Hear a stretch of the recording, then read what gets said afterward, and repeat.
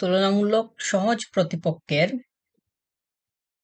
বিপক্ষে খেলে আর্জেন্টিনা সহজ ম্যাচকে কঠিন বানিয়ে ফেলেছিল। বলা যায় যে সব ধরনের হিসাব নিকাশ কষে আর্জেন্টিনা অনেক এগিয়ে ছিল, কিন্তু মাঠের খেলায় তা বোঝা যায়নি।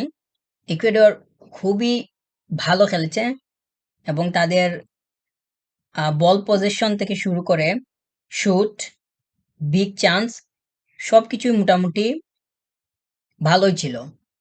বল পজিশন আর্জেন্টিনা 51% ধরে রাখতে পেরেছে, 49% ইকুয়েডর। এটা যথেষ্ট ভালো, তারা অনেক ফাইট দিছে।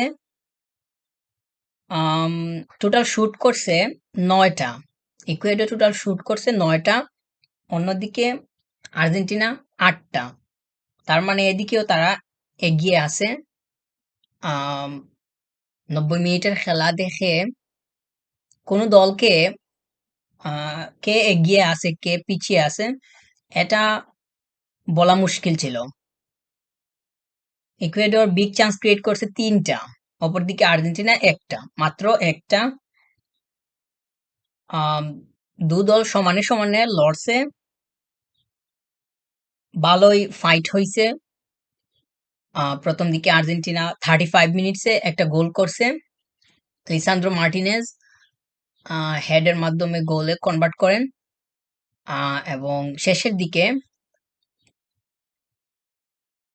ইকুয়েডর গোলটা শুট দিয়ে দেয় একদম 90 মিনিটের পরে, 93 মিনিটসে গোলটা শুট হয়ে 1-1 হয়ে যায়। তারপর এক্সট্রা টাইম শেষে এডেড টাইম 5 মিনিটস ছিল, ওইটা শেষ হওয়ার পর খেলা পেনাল্টিতে ট্রাইব্রেকারে যায়। ওইখানে গিয়ে আর্জেন্টিনা লিওনেল মেসি প্রথম শুট গোল পোস্টে লেগে ক্রসবারে, ওইটা গোল হয়নি। পরে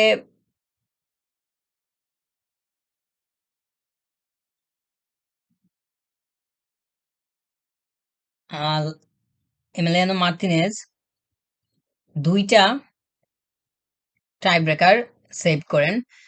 এটা আর্জেন্টিনাকে অনেকটা এগিয়ে দেয় এবং জিততে সাহায্য করে। উইনিং শুট করেন অতামেন্দি। গোলটা শুটটা গোলে কনভার্ট হওয়ার কারণে গোল হয়ে যায় এবং আর্জেন্টিনা উইন হয়। মোটামুটি বলা যায় যে ম্যাচ শুরুর আগে আর্জেন্টিনার জন্য ম্যাচটা যতটুকু সহজে প্রত্যাশিত ছিল জয় হবে, কিন্তু ম্যাচ দেখে তা মনে হয়নি। বরং খেলা ছিল একদম সমানে সমান। একদম শেষের দিকে এসে ট্রাইব্রেকারে খেলা নিষ্পত্তি হয়, আর্জেন্টিনা জয় পায়। ইকুয়েডর তাদের শক্তিমত্তা জানান দিছে, যদিও শেষ পর্যন্ত জয় হতে পারেনি। খেলার মূল কথাই হচ্ছে কে জয়ী হলো কে হারলো, ওইটাই দিন শেষে সবাই মাথায় রাখে বা মনে রাখে। ইকুয়েডরের স্টেট ভালো, 90 মিনিটের পারফর্ম ভালো, কিন্তু শেষে তারা হারলো ইমিলিয়ানো মার্তিনেজের কাছে।